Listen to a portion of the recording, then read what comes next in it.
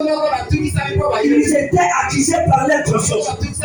Parce que parmi eux, même si on va trouver en faisant le livre, un homme, certainement, j'ai volé sur quelque chose. Certainement, j'ai critiqué mon frère. Non. Moi aussi, je suis un pécheur. Je ne suis pas digne de la lapider. Amen. La Bible dit ceci. Tout homme qui se trouvaient conseillés, qui se sont dispersés. La Bible dit ceci. Jésus a levé les yeux. Il a vu cette femme. Lorsqu'il a vu cette femme, il a demandé la femme. Les hommes là, il n'a pas lapidé. Ok, on a peine à remettre ma banque à rater. Va, mais ne pêche plus. Vous voyez, c'est une commission de vie que Dieu donne à quelqu'un. En réalité, je pouvais seulement dire, va. Il n'a pas seulement arrêté va, mais il dit à cette femme, va. Elle ne passe plus. Je donne une commission sur le canot. Une commission. Cette femme restera ainsi. Il va continuer à vivre avec cette condition. En savant ceci, un jour, si j'essaie de trébucher hors de cette loi que le Seigneur m'a donné, je vais mourir. Ça, c'est une condition. Et même que nous, dans la vie spirituelle, celui qui n'a pas l'obéissance, c'est un problème. Tu peux venir à l'église, tu peux donner les offrandes, tu peux faire tout, mais dans toi, si tu n'as pas l'obéissance, si tu n'as pas l'obéissance,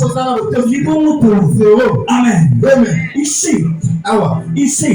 l'église de Corinthe, il commençait à juger Paul selon la parole. C'est comme ça ce qui se passe dans notre église.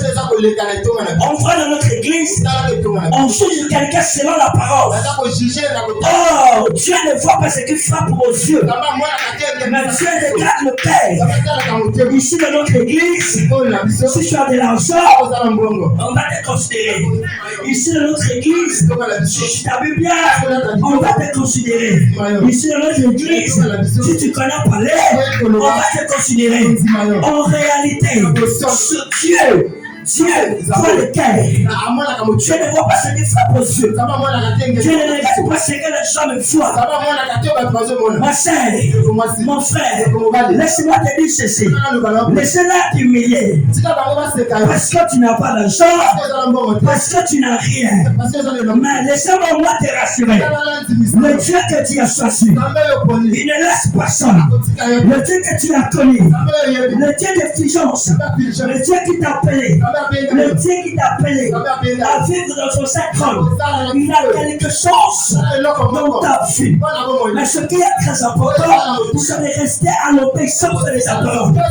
Et une fois que tu es resté à l'obéissance des paroles, sachez que le Seigneur a quelque chose qu'il va faire dans ta vie.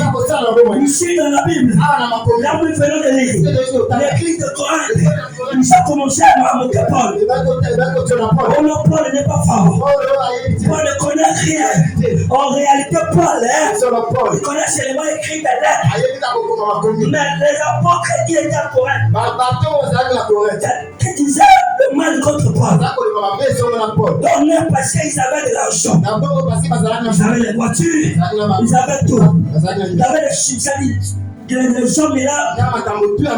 Moi, quand j'ai essayé de lire la Bible et d'entrer en profondeur, je me suis rendu compte que non, cet homme-là, non pas Paul, non pas parce que Paul était Paul, ou encore un apôtre, mais en réalité, dans nez, il voyait ce qui était dans Paul. Pas dans Paul, ce qui était Paul. Physiquement, on voyait Paul, il n'habite pas bien. On voyait Paul, Il n'a pas de voiture. En voyant Paul, il n'a pas de maison. En voyant Paul, il faudrait qu'on lui donne la nourriture. En voyant Paul, il faudrait qu'on lui fasse quelque chose.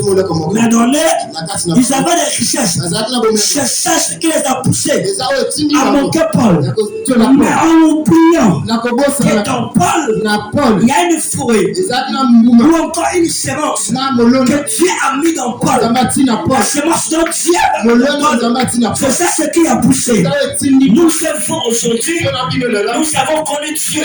Nous avons connu le vrai Dieu. Regardez les détails enseignements. Que Paul nous enseigne.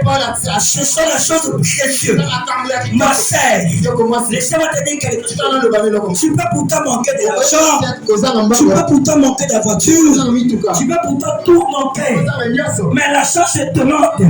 La chose qui est très importante dans la vie. La chose qui est très importante dans la vie. Si tu as Dieu, même si aujourd'hui tu n'as rien, laisse-moi te rassurer.